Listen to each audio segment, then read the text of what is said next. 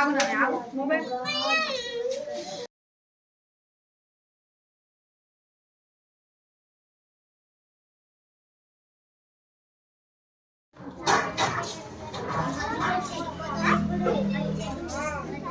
కొంచెం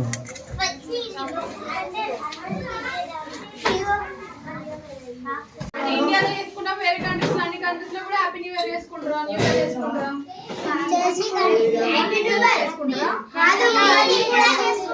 ఉగాది అంటే రేపటి రోజున స్టార్ట్ అవుతుంది, అంటే ఉగాది రోజున స్టార్ట్ అవుతుంది. మనకి లీలావతి 60 నేమ్స్ చెప్పింది కదా, 60 తెలుగు నెలల పేర్లు చెప్పింది కదా.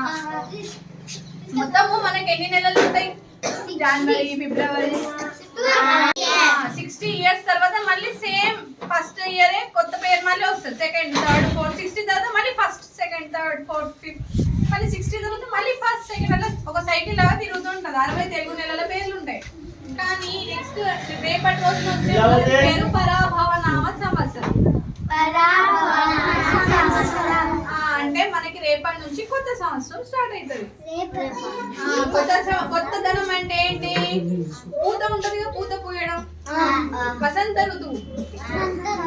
కొత్తగా అంటే అన్ని ఆకులన్నీ రాలిపోయి కొత్తగా ఏదైతే వస్తుందో వసంత ఋతువు అంటాం కదా. కొత్తగా ఏదైతే వస్తుంది కాబట్టి అప్పటి నుంచి మనం కొత్త సంవత్సరం స్టార్ట్ చేస్తాం. పచ్చడి పెట్టుకుంటాము, కుండలో కొత్త కుండ తెచ్చుకుంటాము.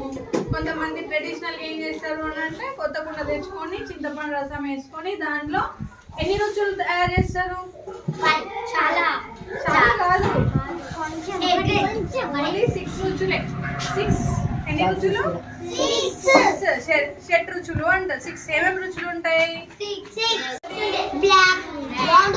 చూడటానికి కాదు, తీయగా ఉంటుంది కదా. తీపి. చేదుగా ఏది ఉంటుంది? చేదుగా వేపాకులు, వేప పువ్వు వేసుకుంటారు కదా. వేప ఆకు కాకుండా వేప పువ్వు వేస్తారు ఎక్కువ. ఆకండి ఇంకా చాలా చేదుగా ఉంటది కదా, పువ్వు వేస్తారు, కొంచెం చేదు ఉంటది. ఇంకేంటి? బెల్లం కూడా వేసుకుంటారు యాక్చువల్ గా కదా. కారం, ఉప్పు, ఇంకేంటి? మామిడికాయలు, చింతపండు రసం. మొత్తం ఎన్నైనాయి? 6. వేప పువ్వు 6 కలిపే 6.